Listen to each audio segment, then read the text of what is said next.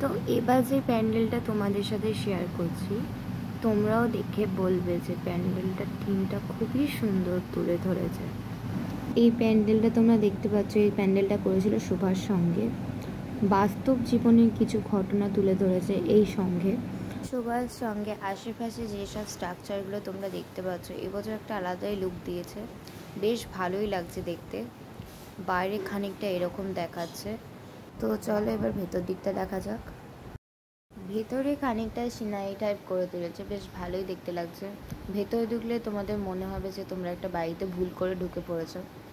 আমার বেশ ভালোই লেগেছে। এই সাইডটা আরও সুন্দর লাগছে। আর এখানে একটা বড় গাছও রয়েছে এই সাইডটা। আর এটা হলো সুভাষ সঙ্গে মায়ের প্রতিমা, তোমাদের কাছ থেকে দেখানোর চেষ্টা করছি। তোমরা অবশ্যই কমেন্ট করে জানাতে ভুলো না যে কেমন লাগলো। দেখা হবে নেক্সট পার্টে।